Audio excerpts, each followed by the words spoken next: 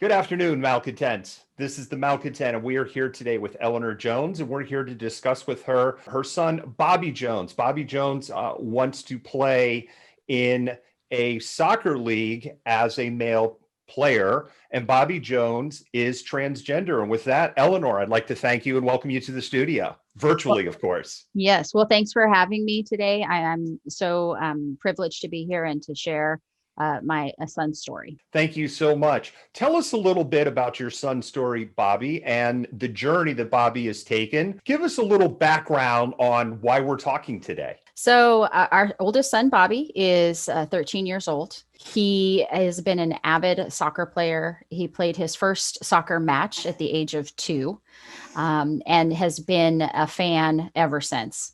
About a year ago, Bobby disclosed to his father and I that he is transgender and was interested in making the transition. One of the first things Bobby was curious about in taking on this transition is he wanted the transition to carry over to his sports. Bobby plays for a soccer club called Titans FC out of Bellevue. So we contacted the Titans earlier this summer because at the time Bobby was playing on a female team and asked them about making the transition. The Titans were really supportive of Bobby's request and wanted to do everything that they could on their part to honor that.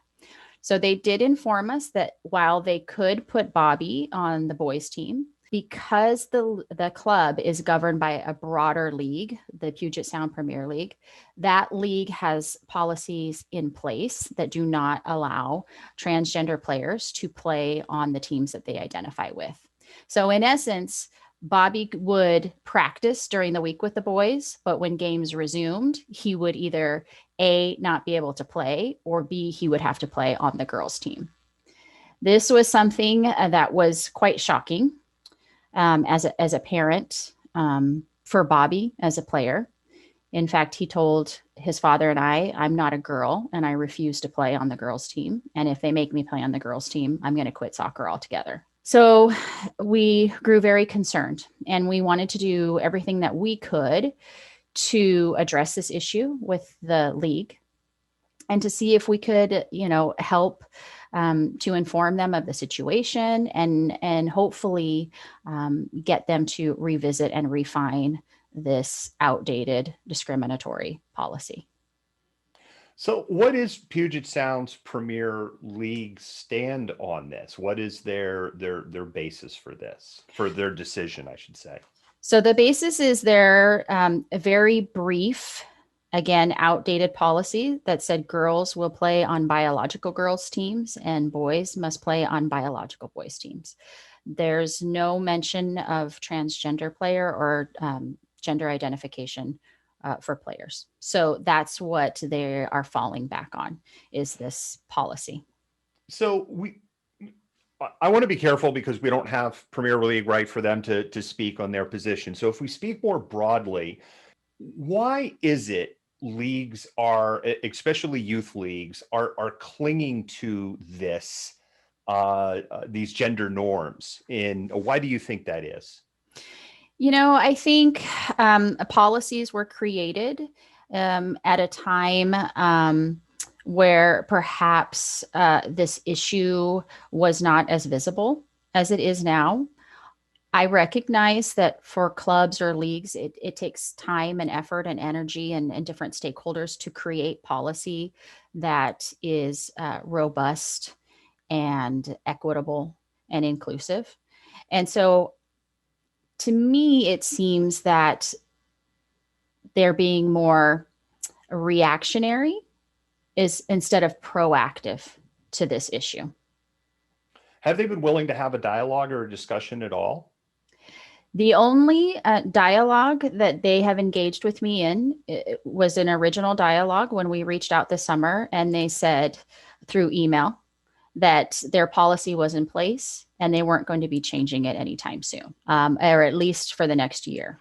And when I reached out to them a second time and said, that's not really how issues of social justice work on a perfectly framed timeline, I got a really curt and insensitive response that we're very busy with other things, COVID-19 related, and we're just basically not at a capacity to take this on right now, which again is an unacceptable answer.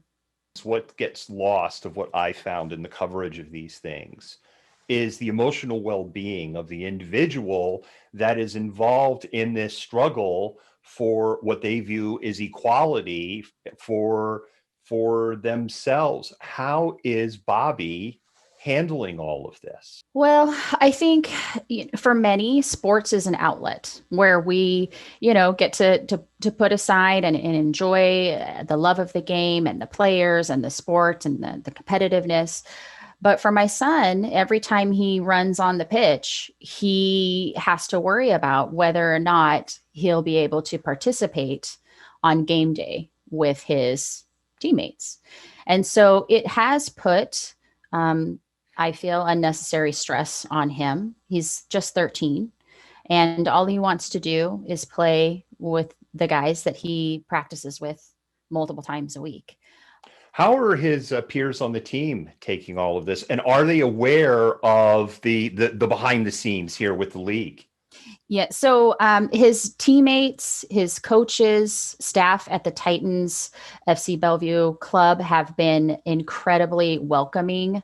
Family members on his new team, parents have reached out and said, "We're so glad to have Bobby on the team," welcoming him. And so we've gotten a lot of really nice support from them. What's your next step from here? Where do you, because it sounds to me in talking to you that we're at impasse right now, that you have the league saying this is our policy. We don't have time to look at this right now. Talk to us in a year. Bobby wants to play. And with that said, as you've brought up with COVID, that has created an interesting pause that I think benefits Bobby in that they're not able to play, only engage in practice at this time. But as you've pointed out, this decision is looming. So what are next steps? We have some next steps in place, certainly through our social media and our hashtag letbobbyplay. We've got a lot of support from allies and friends in just getting the word out and making it so that trans athletes like Bobby are more visible. We know that visibility is important and that it counts. And Bobby wishes to use this platform, as he's mentioned to me and his father multiple times. Look, this isn't just about me. This is about every other trans player that comes behind me. This is a lot of work, and it's a lot of stress for the athletes themselves, for families. And we don't want another family to have to go through this. And in fact, the club shared with us that last year they had a trans player who, upon finding out the league's policy, they just decided to leave the sport altogether. And we don't want to have to hear that story again about another athlete leaving a sport they love simply because of an outdated policy. I'm going to ask a couple of questions that I wouldn't be a journalist if I didn't ask the questions, right? So the first question I'm going to ask is there simply another league that Bobby could go to? I'm sure, given the area we live in, there are other leagues. Puget Sound Premier League is in charge or oversees about 60 clubs in the area. So if you think about 60 clubs and how many players each club has in each age division and male and female, that's a lot of players that affects. And we could look at other clubs with maybe more inclusive policies.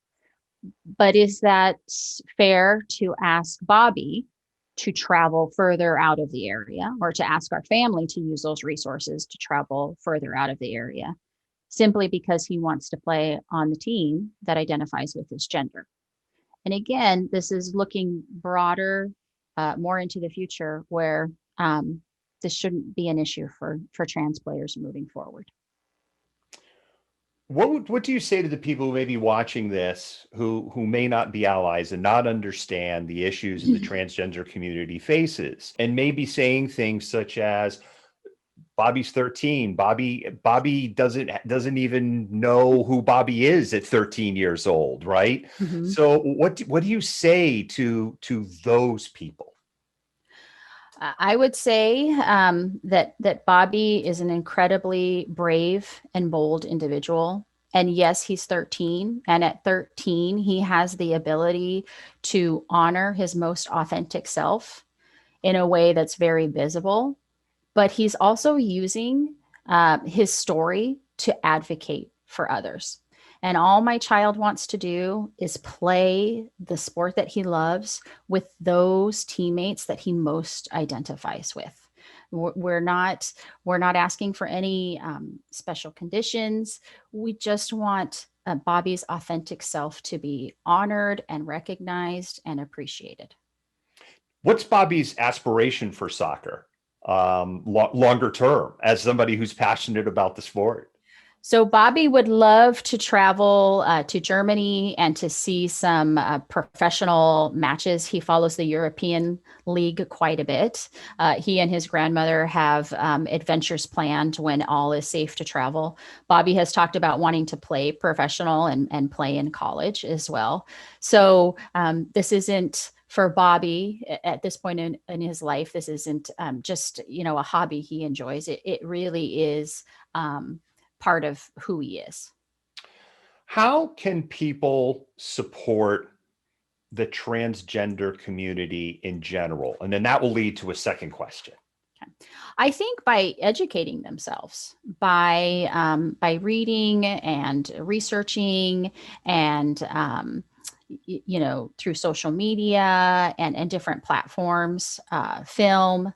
And then you trying to find allies or those within the community who are willing to speak to them and to reach out and to hold those conversations.